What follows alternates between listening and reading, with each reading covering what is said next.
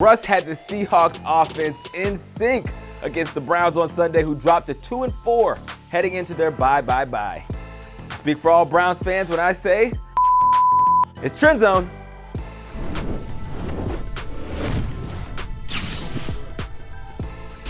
Welcome to Trend Zone, presented by Mercedes-Benz. It's your boy Hawk here to get this party started, and we kick it off with America's team. No, Texas's team. No, Jerry's team? Okay, Cowboys fans were all booking their trips to Miami for the Super Bowl after starting the season 3-0 with wins against, wait for it, the Giants, the Redskins, and the Dolphins, who are combined 3-14 this season. Everybody was having a sip of that Dak needs a new contract cognac. Well, everybody except Jerry Jones. And for the third straight game, them boys took another one of them L's.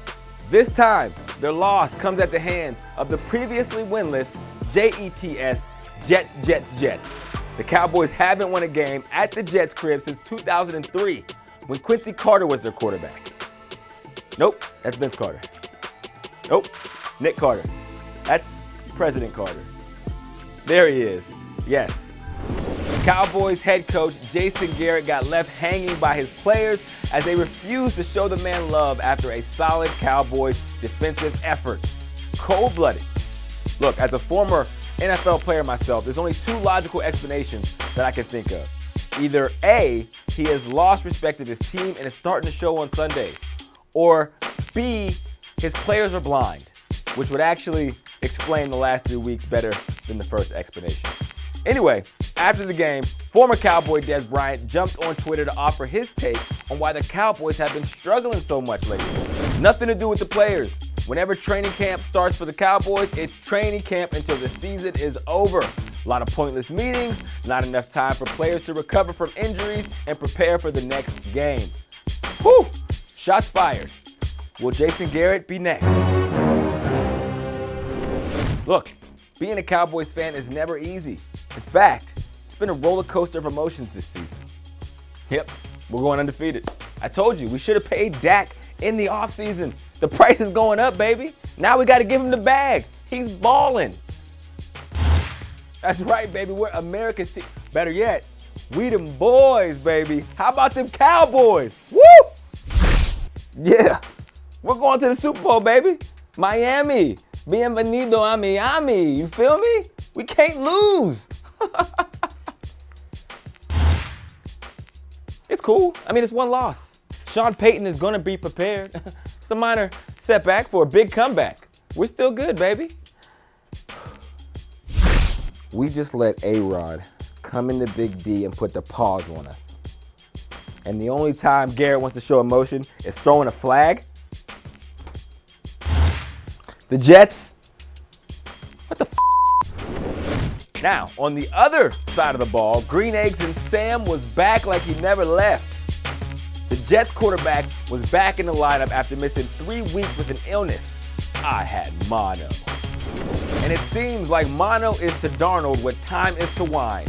He gets better with it. Check him out here hitting Robbie Anderson on a 92-yard touchdown pass, the second longest play in Jets history.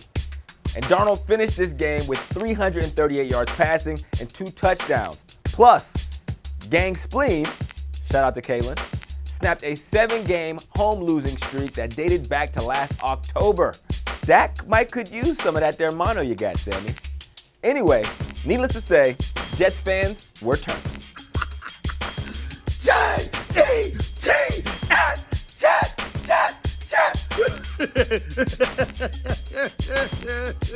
All right, out west, the Niners.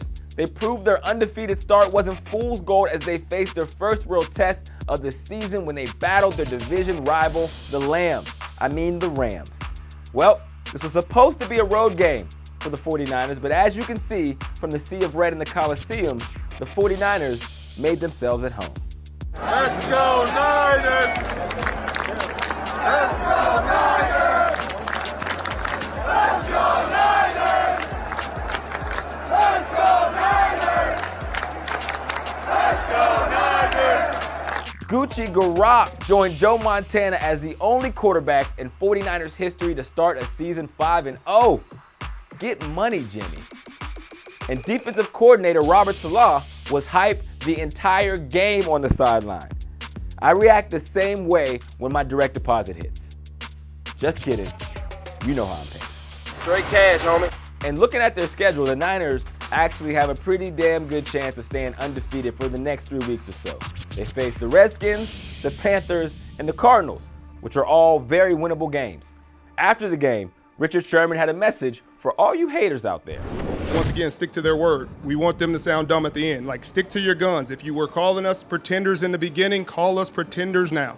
Call us pretenders the whole time, because you gotta be that way. You don't get to go hindsight is 2020 with this every year. You know what I mean? Just stick to your word. Stick to your guns. We're a terrible team. We don't have enough talent. We're just, on a rebuilding year, et cetera, et cetera. Whatever the case may be, whatever your word was, please stick to it. For those who believed in us, the faithful, continue to believe in us, continue to be humble. We're gonna give you guys a good show, and we're gonna fight as hard as we can. And ladies and gentlemen, we finally have definitive proof, or divinitive proof, trademark that the Pope is a Saints fan. His Holiness took to the Twitters to proclaim his love for Who Dat Nation with this tweet. Today we give thanks to our Lord for our new hashtag Saints. They walked by faith, and now we invoke their intercession.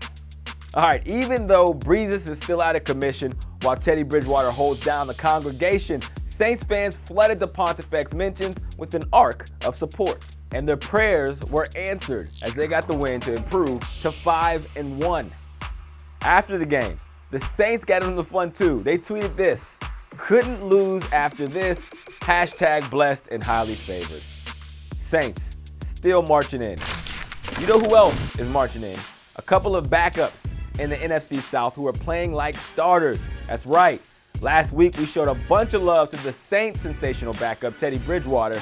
And this week, Theodore Roosevelt continued to show us that he has what it takes to be the commander-in-chief of this offense after improving to 4-0 as a starter this season.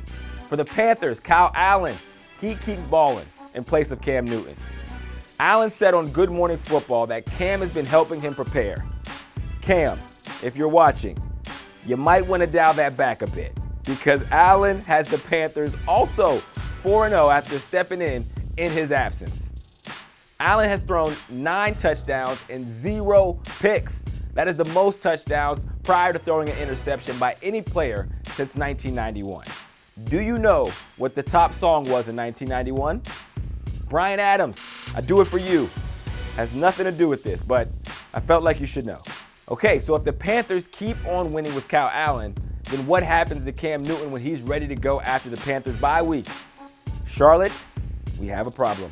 I'm not going to worry about it. I'm not going to speculate on anything until I have to address that. So until then, we're going to stay in the now. We're going to stay in the focus on what we're doing right now. So again, as far as I'm concerned, we're just not going to deal with the question until it's time. And when the time comes, and then I will address it. But until, as far as I'm concerned, he's in his rehab program. He's doing his program. Our quarterback right now, who's been playing for us, is Kyle. And so we're not going to address it. Looks like Cam might be getting all dressed up on Sundays with nowhere to go.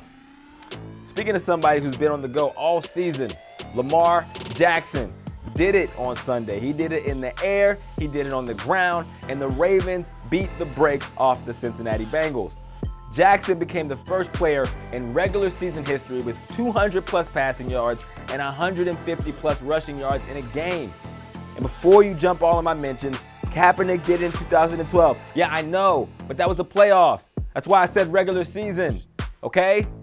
Jackson also recorded his third 100-yard rushing game, tying Billy Kilmer for the most by a QB in their first 2 seasons since 1950. After the game, Jackson talked about being compared to another dual-threat quarterback, none other than the experienced himself, Michael Vick. It's definitely dope, to have, the guy that you grew up watching all the time, doing all this spectacular stuff. And have my name mentioned with his, it's pretty cool.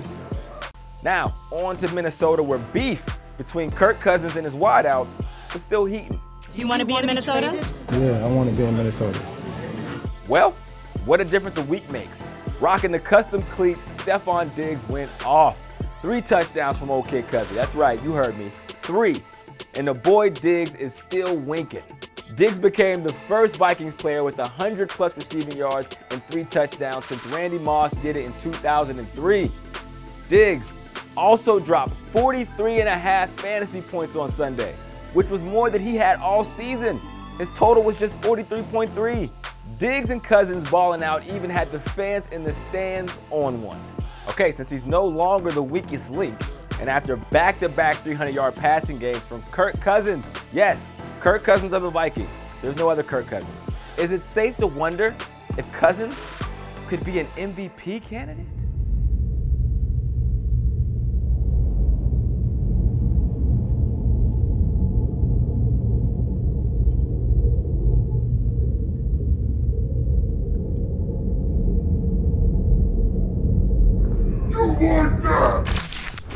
Okay, over to another game that everybody was talking about, but nobody really wanted to watch. The winless Dolphins and Washington met in what some are dubbing the Pooper Bowl.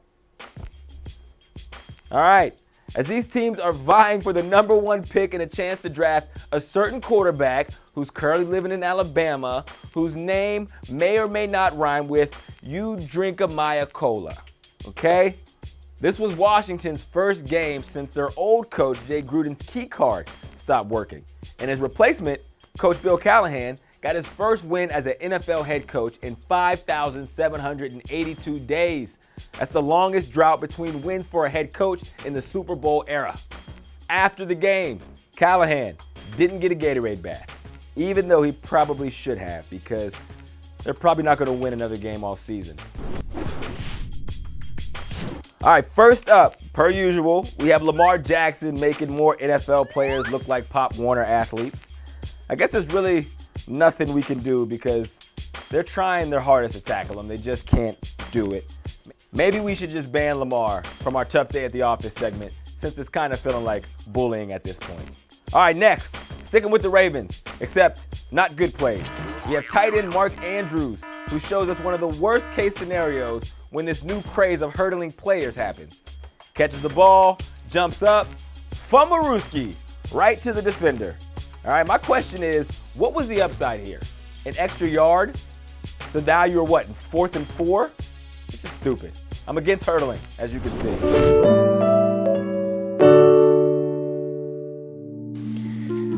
All right, pop quiz. You think it's cool to get high? Think again. We see it every week. Your favorite tight end's got the ball. He's headed upfield, and then he gets high above the turf, only to get caught in midair and blam, slam back down to earth. They get tackled, they get laughed at. Even worse, the drive can end up dead. It's not cool. And if your friends tell you to get high, then guess what? They're not your friends. You see, the tacklers have been being cool. They're going to school, and they know it's coming.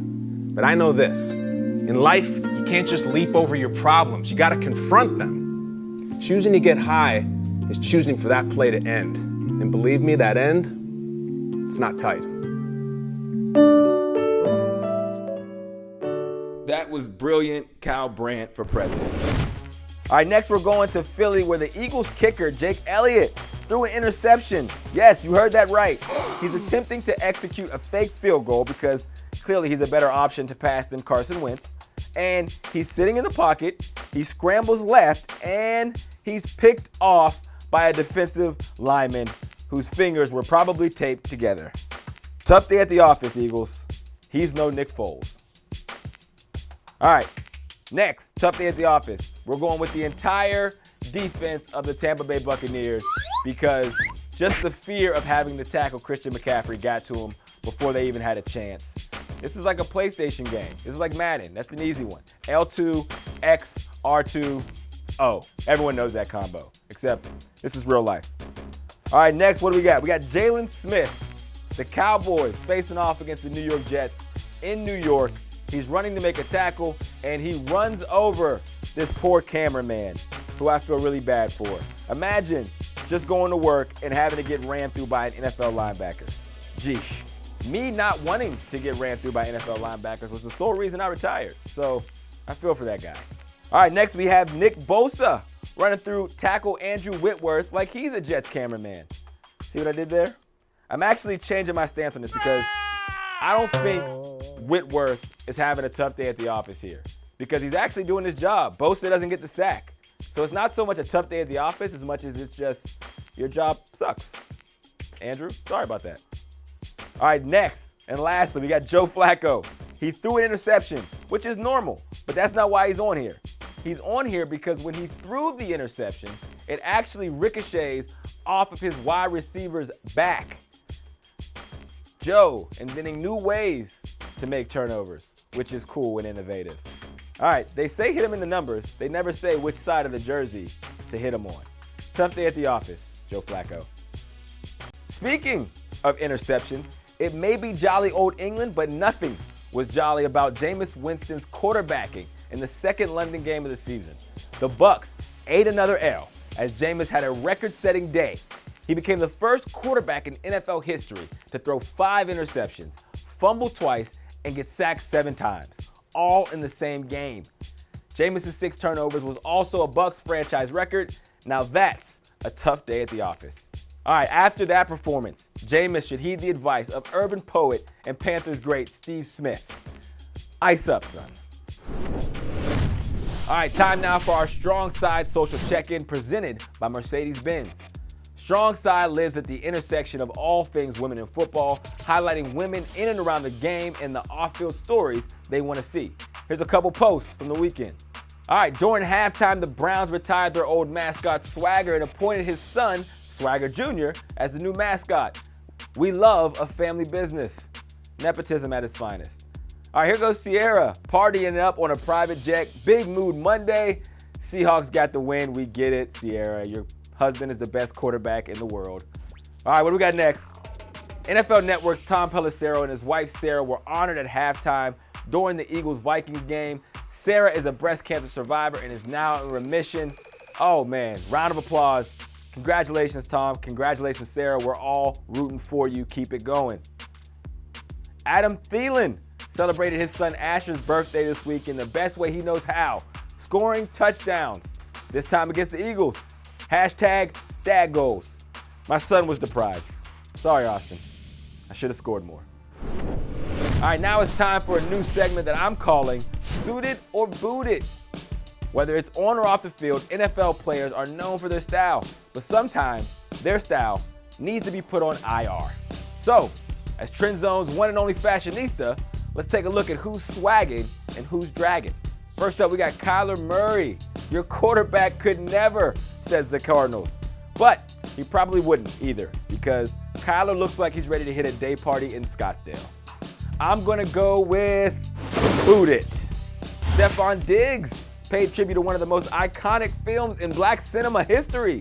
That's right, Soul Plane. 17 people went and seen this movie when it was in theaters. These cleats featured Snoop Dogg as Captain Mac. I am going to say suited. I like him. All right, next we got quarterback Patrick Mahomes from the Kansas City Chiefs. I don't even care what he's wearing. Look at the swag. You can pay for school, but you can't buy class. Patrick Mahomes, you are suited. We got ripped jeans, graphic tee, red jacket, and follow the drip curl. Bringing the Jerry curl back. Carson Wentz was out there looking like he got hit by a smooth criminal. I don't know about the fedora, Carson. I'm gonna need more time. In the meantime, I'm gonna boot it. All right, Lamar Jackson kept it simple after his record-setting day. Nobody cares, work harder. I love a good message and making a statement. Literally making a statement with your fashion. I'll give it to you. Hair? Well, that's another story. Suited. All right, Danny Drip classed it up last Thursday for his first primetime game. He ditched the preppy look in the Jake from State Farm pants, and he decided to put his tie on with the suit. I think he was trying to say he meant business. Unfortunately, the Giants are still in the business of losing. We're gonna go with booted. Quarterback Devlin Duck Hodges made his first career start against the Chargers on Sunday night, and he wore this Duck shirt in pregame warm-ups, and after the game, he explained how he came to his fashion choice. Honestly, I bought it yesterday. It was for sale at a store for like $5, so I snagged it up and then had a duck on it. I was like, man, I might have to wear this to the stadium. So bought it as a joke, but people seem to love it. Duck Hodges, I love a good thrifter. Suited. All right, next we're on to Jacksonville, where Minshew Mania is real in the Ville. as the Jacksonville Jaguars laced fans with 35,000 Minshew mustaches before their home game against the Saints. But the stash couldn't stop the Jags from being trashed, as Minshew had his worst game of the season. Maybe they should have put some of that Minshew mustache money into Jalen Ramsey's contract extension, because they could have used the help. Jags owner Shad Khan expected Ramsey to play, but once again, he was inactive.